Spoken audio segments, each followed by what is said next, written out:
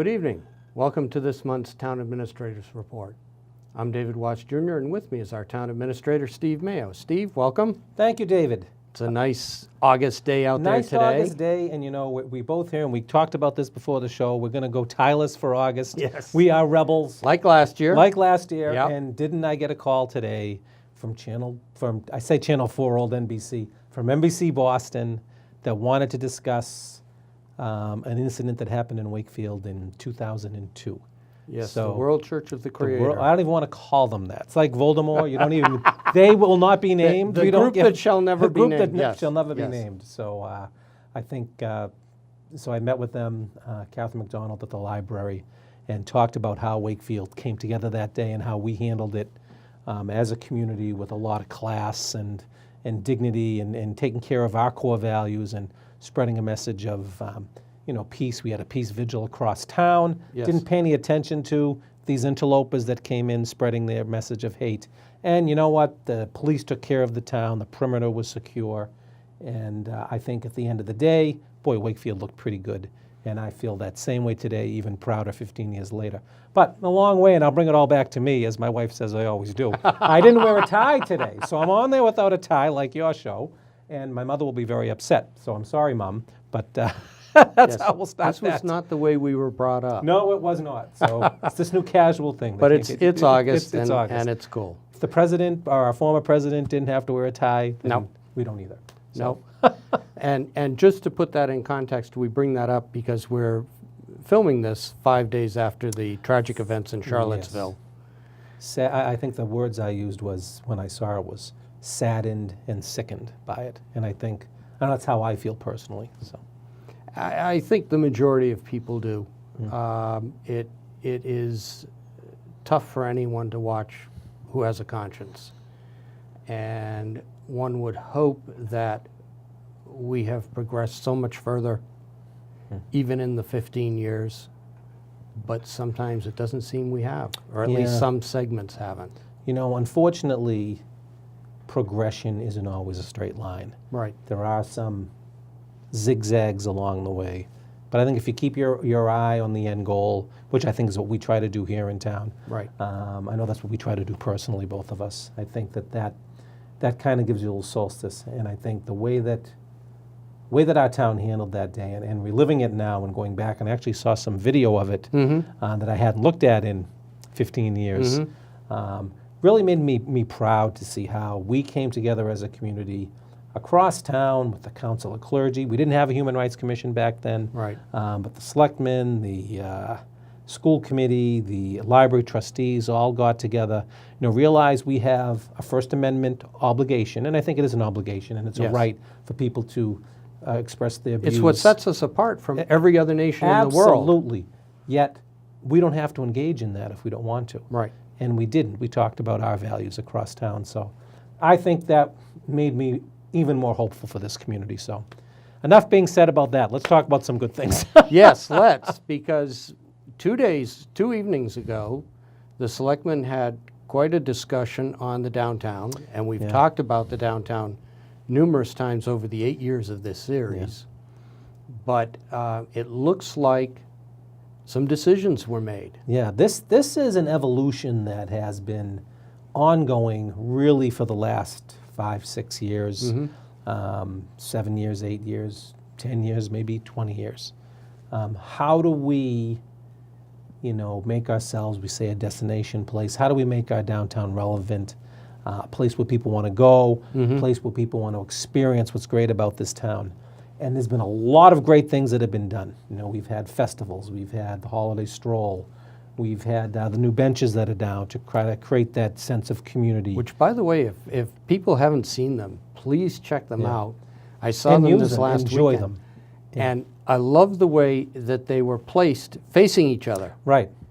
And so the hope is that people will sit down and have conversations with each other. Exactly. We probably should put no texting or no phone use on them, but that'd be going a little bit too draconian maybe to some. No, But we'll just that's make it a Wi-Fi dead spot. a Wi-Fi dead spot. We can project those down.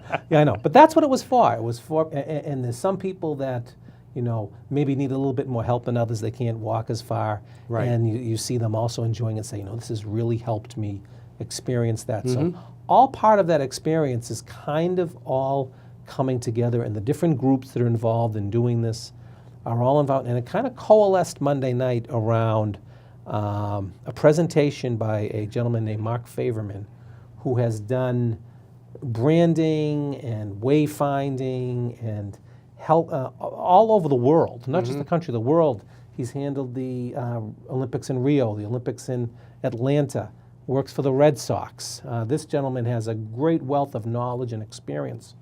And bringing our whole town image together and creating that, or not creating that because we have a sense of identity, but marketing that sense of identity to others and to us and to others, and bringing people in to experience that whole, what is Wakefield? And there's a lot to offer there. And I was thinking about that today. You have the Plaza Jazz, wonderful. We have the movies down by the lake that WCAT graciously puts on in the summer, kind of bringing back this old school, go to the drive-in movie as a family feel on our lake.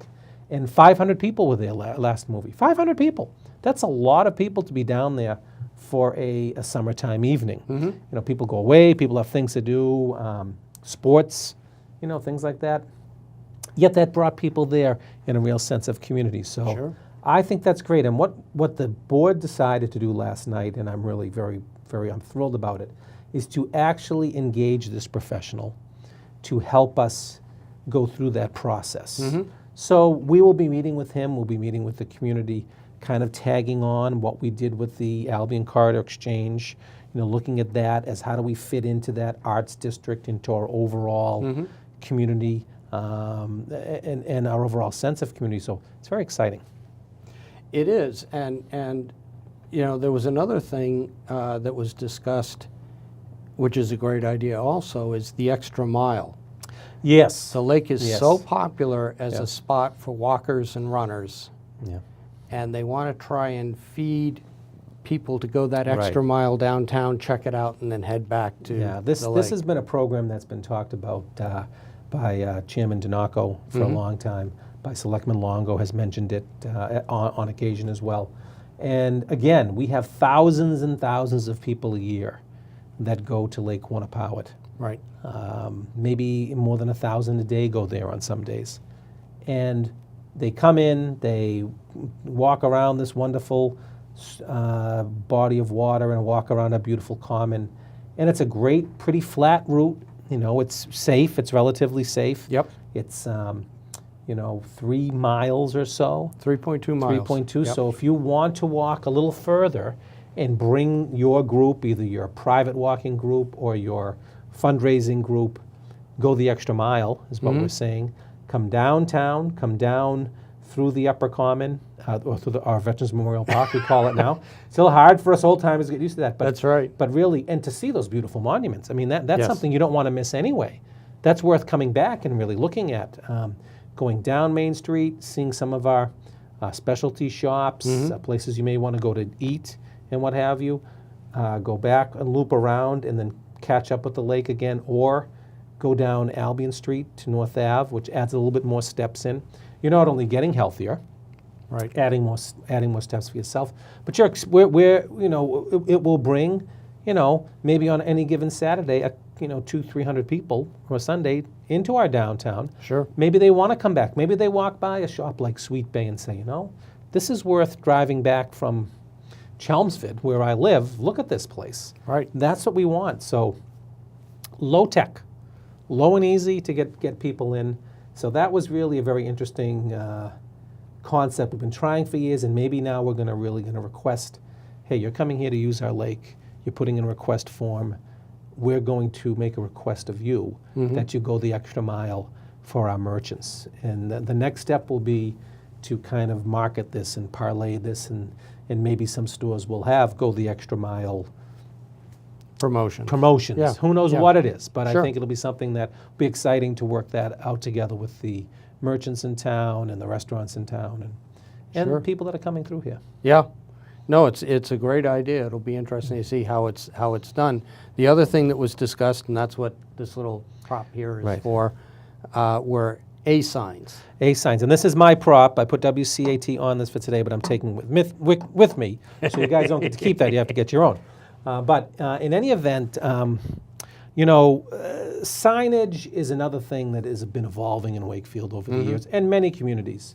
There are people that will say, we want every sign to be the same, exact, same font all over town. Well, that was kind of the spirit behind It the was. sign bylaw some years ago. It was exactly the spirit Yeah. behind it.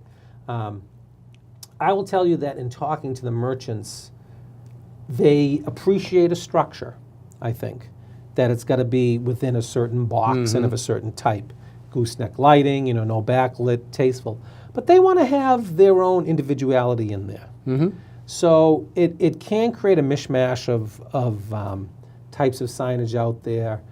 It may not lead to the village atmosphere that you want if there isn't some uniformity. So we're Right. trying to walk that tightrope to thread that needle on that. So one of the items that I'll tell you right now, they are not allowed by our bylaw are any such portable signs.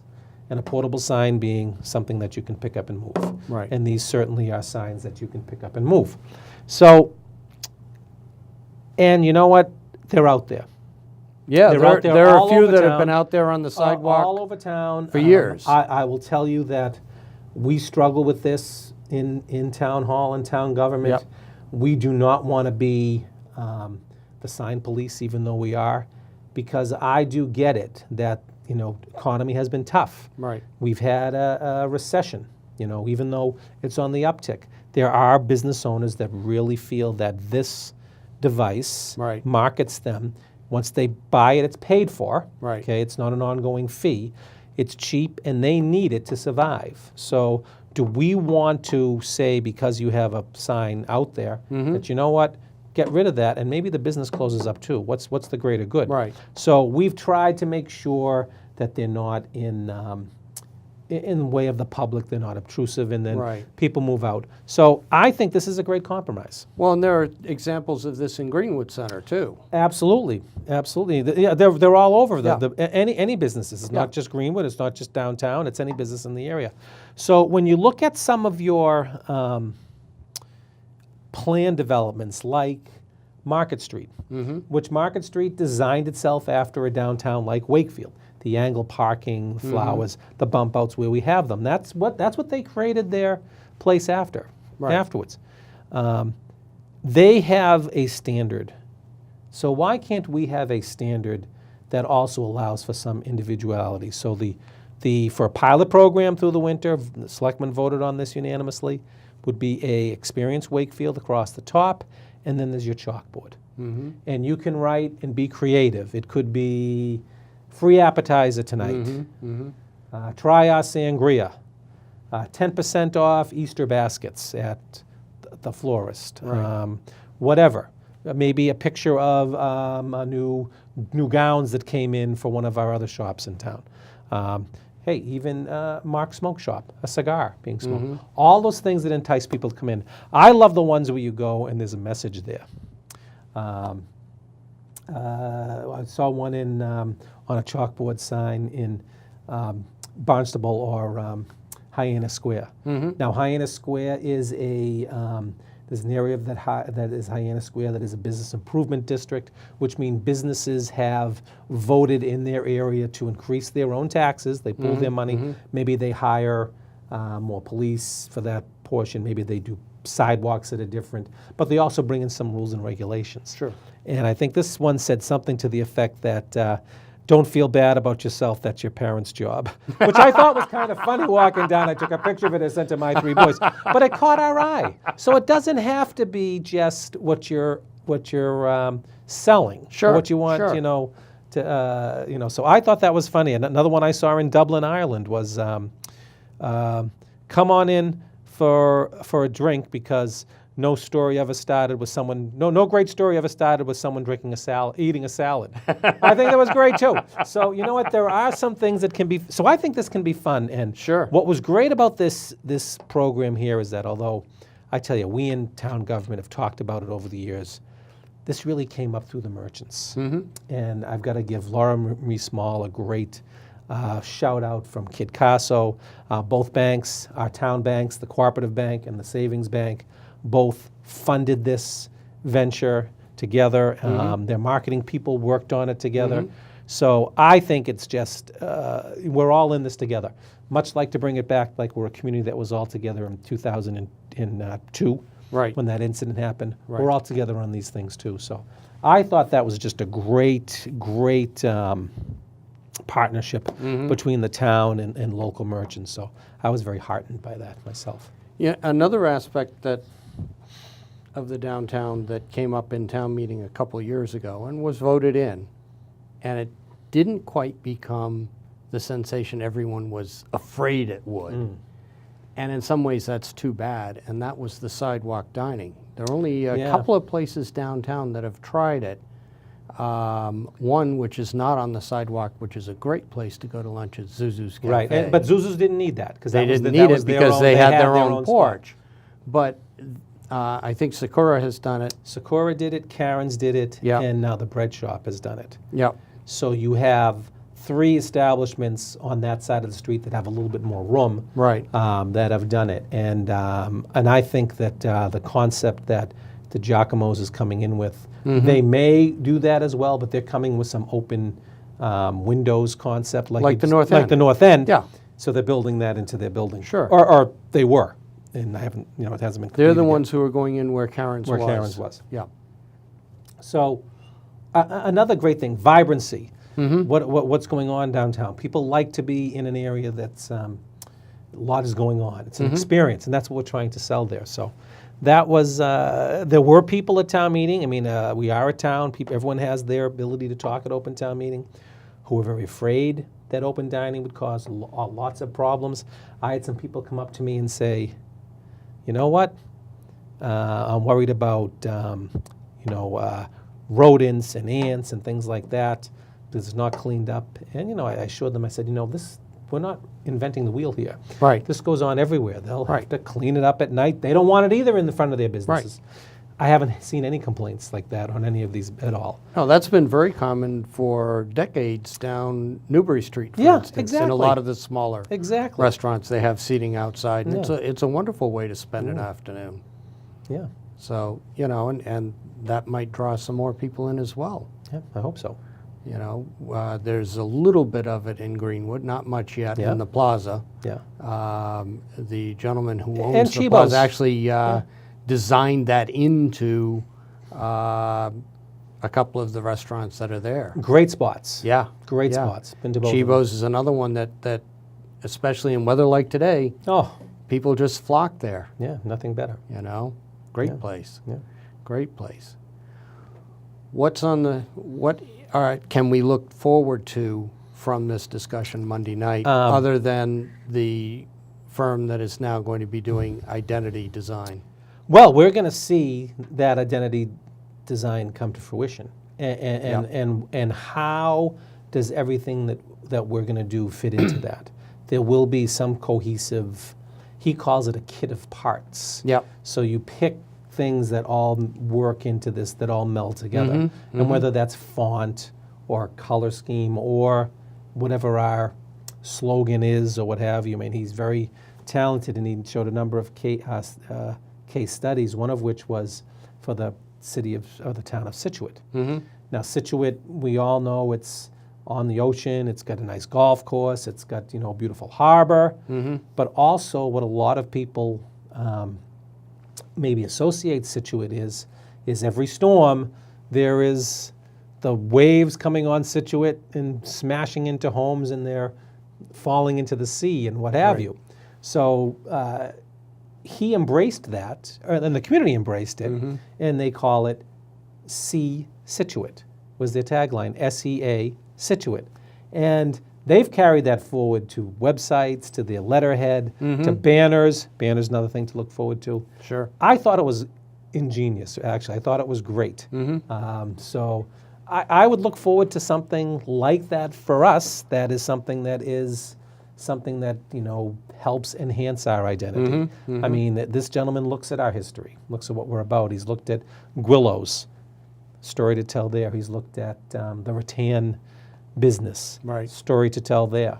And how can we work that into our promotion and what have you? So you're going to see, a consistency in banners, a consistency in benches, a consistency in signage, Right. a consistency in kiosks, okay, which is something that's next on the horizon, is to kind of point people in the right direction. I mean, particularly if we take off with this arts corridor, which is coming, which is being worked on, and that Albion Street becomes that kind of area, yeah. kitschy Sure. area where Sure. it's a little bit more, you have a traditional Main Street, Yeah. then you kind of transition into something that is a little bit more, I don't want to use the word edgy, but maybe edgy is the Funky. right word. Funky, edgy, kitschy, whatever you Yeah. want to call it. Yeah, yeah. And that brings people down there and Sure. brings people, let's see the art that's in there. And you have a lot of it already in that area. Mm-hmm. And a lot of communities have that. So that's exciting. We are looking at, we have some money in from the state to start the refurbishment of the Albion Cultural Exchange building. Mm-hmm. Our number one priority there is to make the building accessible, ADA. ADA accessible, and to make it, and to actually, and part and parcel of that is to have a working lavatory on the first floor. Mm-hmm. I mean, the building was got on for nothing. Right. We don't have, all a ton of town money to put into this. We are frugal. I'm frugal. Some people think I'm not, but a lot of people think I'm too frugal on these things. So maybe I must be doing the right thing. I'm making both sides mad. That's when you have that coming together with what's going on at the library, what's going on. If we can get, frankly, some of these landlords to buy into this a little bit more, I think we'll be there. And we're also working on some picking at the edges of some parking problems or parking creation, I should say. Maybe there is a larger solution on the horizon at some point. That's probably not right there today, but that doesn't mean it couldn't be at some point. Right. So those things are happening too. Lighting, we're going to see trees lit shortly. I'll use the word like Copley Square, those Copley Right. trees that I think will really help that whole sense of, let's be down there and let's enjoy ourselves at night. Well lit, inviting, vibrant, Right. that's what we're trying. One thing that, and this one's a favorite subject of mine because I've done a lot of historical research on it, but the downtown is overlooked by the hiker statue, which then leads people to Veterans Memorial Right. Park and the Lower Common. But I've noticed of late, it's not lit. Fountain is. It isn't. The statue isn't? It isn't. Oh, okay. It isn't. We'll have to look into And that. I did not know that. I thought at one time it may have been. I'm not sure what's going on there, but it would make that end of town not seem like a black hole of nothingness, Yeah. that right now it kind of recedes into. Yeah, once it goes by at night, I know that the World War II Memorial is lit. Right, but you don't see that until you get around the it. rockery. And if you think about that end of town not too long ago, Right, maybe less than 10 years ago, okay? Less than 10 years ago, you had no artichokes, you had no zuzus, you had no sabatinos. So now you have that end of town that is vibrant Right. at night. Right. And you have people in different establishments. You have the fountain that wasn't working for a while, as you recall, Right.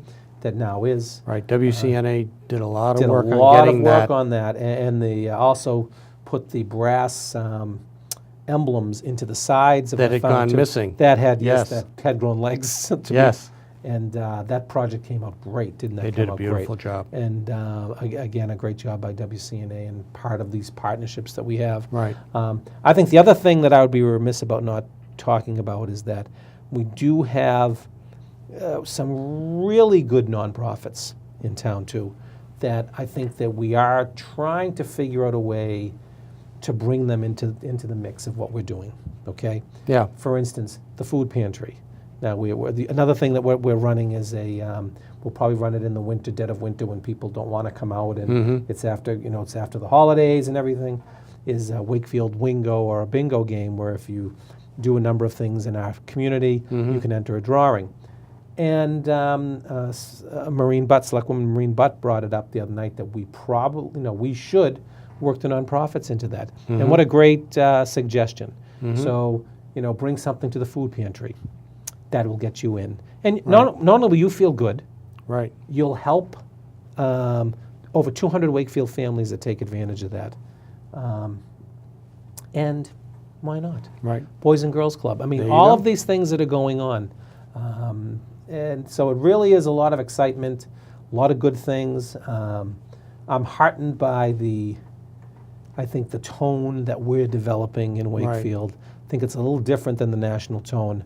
I still worry about the national tone trickling down. We all are around us.